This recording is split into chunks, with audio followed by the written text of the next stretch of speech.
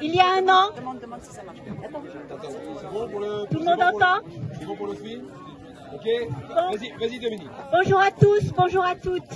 Il y a un an, une poignée de personnes a décidé de créer le CNNR, dont la vocation était de continuer à stimuler la révolte pour qu'adviennent les jours heureux, l'un n'allant pas sans l'autre.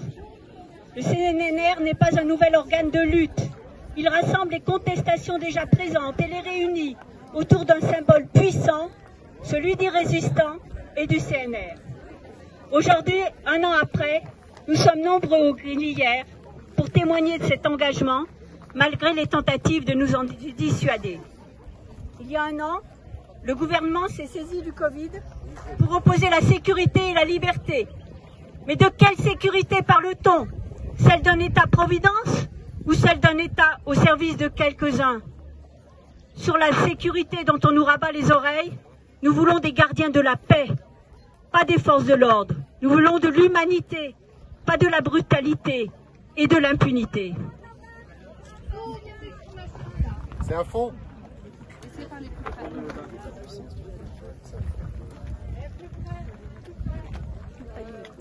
Tu parles plus près et plus fort.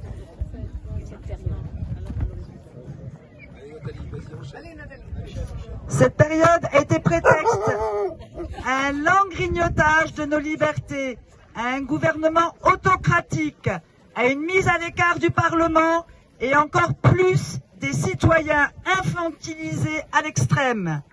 Le gouvernement a utilisé la peur pour nous imposer depuis des mois un état d'urgence qu'il fait rentrer progressivement dans le droit commun. Il en a profité pour passer ses lois liberticides, LSG, loi sur le respect des principes de la République, réforme de l'assurance chômage. Pire encore, nous assistons à une sorte de capitulation rampante et générale face à l'extrême droite. Pendant ce temps, le séparatisme des riches se renforce. Accumulation de l'épargne, distribution record de dividendes, taxés au plus bas, augmentation des milliardaires partout dans le monde, y compris en France, quand parallèlement, on ne compte plus, on distribue sans contrepartie, mais on continue à licencier et supprimer des emplois, à vouloir puiser dans les indemnités chômage.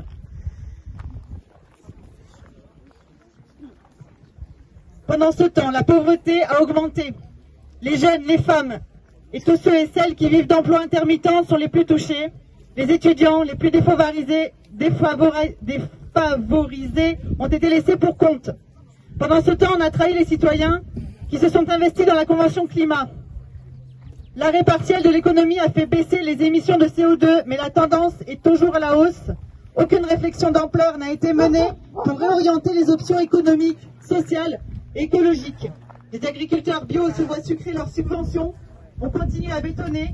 La réforme Hercule, soi-disant abandonnée, est toujours dans les tuyaux.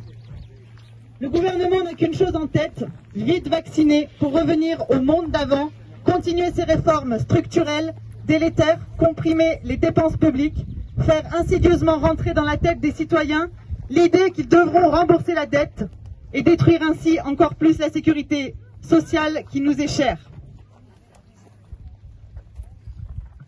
Le président Macron laissera derrière lui un taux de pauvreté et un taux d'inégalité en augmentation, une atteinte sans précédent à notre système de protection sociale, une liquidation d'une grande partie de nos biens communs et de notre patrimoine national, avec des restrictions et des privatisations à l'appel.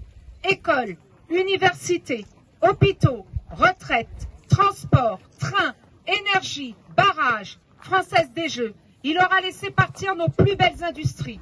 Plus rien n'est à l'abri de la voracité de ceux qui font profession de concurrence pour avoir les mains libres. Ce que nous voulons, notre ambition, c'est retrouver la vision de Croizat, inscrite dans le préambule de la Constitution, qui garantit à tous la protection de la santé, la sécurité matérielle, le repos et les loisirs. Tout être humain qui, en raison de son âge, de son état physique ou mental, de la situation économique, se trouve dans l'incapacité de travailler, a le droit d'obtenir de la collectivité les moyens convenables d'existence. Nous voulons des droits attachés à la personne.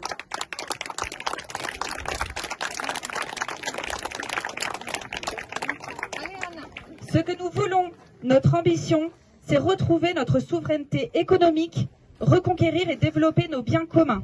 L'air, l'eau, la biodiversité, la santé, l'éducation et la culture. Ils ne peuvent pas faire l'objet d'appropriations privées et doivent être gérés par des services publics citoyens.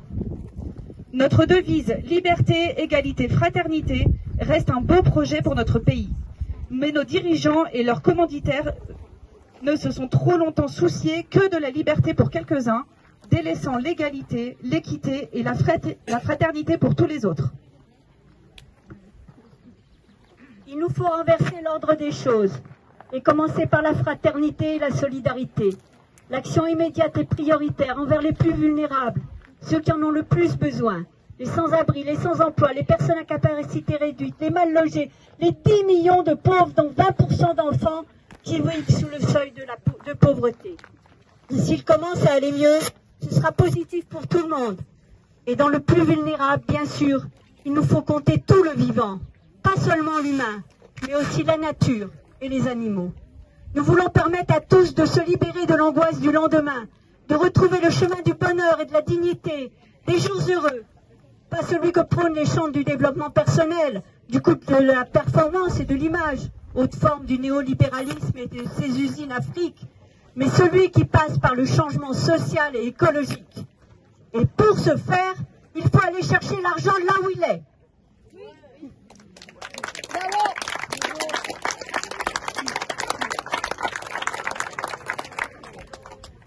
On nous a parlé de ruissellement, quelle blague!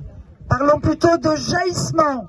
C'est un changement radical de modèle, un renversement de l'action et du point de vue. Partons des besoins des gens et non pas des règles édictées d'en haut par l'oligarchie. Partons de leurs initiatives, de leurs capacités pour les soutenir et non pas les brimer. Aujourd'hui, nous sommes au Glières pour affirmer que c'est par la résistance que nous retrouverons notre dignité, celle d'un peuple au service du bien commun. La résistance à l'oppression est un droit que nous comptons bien faire vivre auprès du plus grand nombre. Merci. La résistance est un droit. Résistance, résistance, résistance.